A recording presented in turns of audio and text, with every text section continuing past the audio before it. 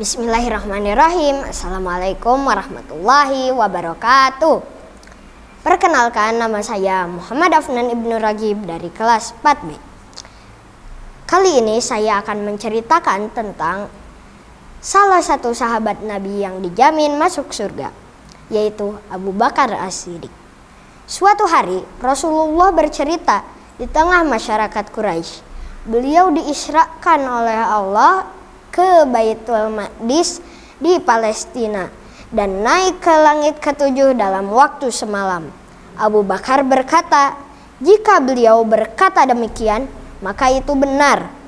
Abu Bakar sudah berteman dengan Rasulullah sejak beliau muda. Dia tahu bahwa Rasulullah tidak mungkin berbohong. Mulai saat itulah beliau diberikan gelar As-Siddiq, yang artinya membenarkan. Nama lengkapnya adalah Abdullah bin Abu Quhafa. Beliau adalah ayah dari Aisyah radhiyallahu anha, istri Rasulullah, juga ayah dari Asma, seorang wanita mulia yang berjiwa kesatria. Beliau lahir pada tahun 573 Masehi dari keluarga bangsawan terkenal. Abu Bakar adalah orang yang terjaga dari yang haram.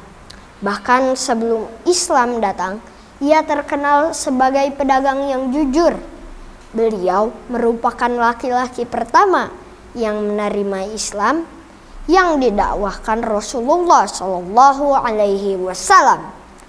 Banyak sahabat yang akhirnya ikut memeluk Islam karena ajakannya.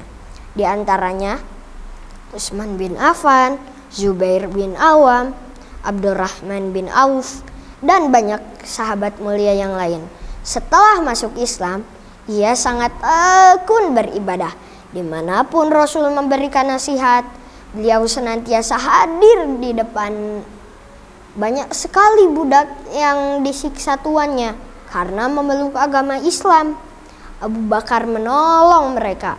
Mereka dibeli dan dibebaskan, termasuk Bilal bin Rabah, pengumandang azan Rasulullah. Suatu hari, pintu rumahnya diketuk. Dia mendapati Rasulullah di depan rumahnya. Allah telah memerintahkan Rasulullah untuk berhijrah dan beliau memilih sahabat dekatnya untuk menemani. Abu Bakar pun mengangguk mantap. Abu Bakar menyewa seorang penunjuk jalan yang ahli saat hendak bersembunyi. Saat hendak bersembunyi, Abu Bakar masuk ke dalam gua Sur sebelum Rasulullah untuk menyingkirkan apa yang mungkin berbahaya. Ia bersabar menahan sakitnya digigit ular saat Rasul tertidur beralaskan kakinya. Air matanya menetes dan mengenai pipi baginda. Rasul pun terbangun dan mengobati kakinya. Suatu waktu Abu Bakar berkata, jika kaum Quraisy mengintip ke bawah, niscaya mereka akan melihat keberadaan mereka. Ia khawatir Rasul akan disakiti. La tahzan innallaha ma'ana. Jangan bersedih, Allah bersama kita. Rasul menenangkannya. Hingga tibalah Rasul dan Abu Bakar di Madinah. Masyarakat menyambut mereka dengan sholawat badar. Umar berkata, demi Allah, aku tidak akan bisa mengalahkan Abu Bakar selamanya. Saat itu Rasul menganjurkan bersedekah. Umar membagikan seluruh hartanya, sebagian hartanya, sedangkan Abu Bakar memberikan seluruh hartanya. Ketika Rasulullah sakit parah, beliau meminta Abu Bakar menjadi imam. Baru kali itu ada perintah mengejutkan. Rasul tak pernah meminta sahabat lain untuk menggantikannya menjadi imam. Itulah salah satu alasan Abu Bakar istimewa. Sahabat yang lembut hatinya itu terbata-bata menyelesaikan bacaan Al-Quran karena ia menangis. Hatinya yang lembut meresapi setiap bacaan. Rasulullah Shallallahu Alaihi Wasallam wafat. Para sahabat sangat berduka.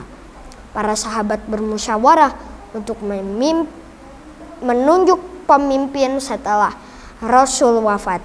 Ditunjuklah Abu Bakar As-Siddiq, khalifah pertama umat Islam.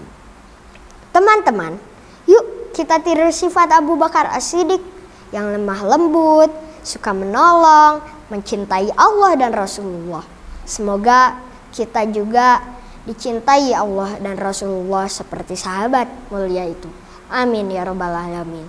Nabi Muhammad SAW menyatakan dalam hadis, Abu Bakar di surga, Umar di surga, Utsman di surga, Ali di surga, Tolhah di surga, Zubair di surga, Sa'ad di surga, Sa'id di surga, Abdurrahman bin Auf di surga, Abu Ubaidah bin Jarrah di surga. Hadis riwayat Tirmizi. Wabillahi taufiq wal hidayah. Wassalamualaikum warahmatullahi wabarakatuh.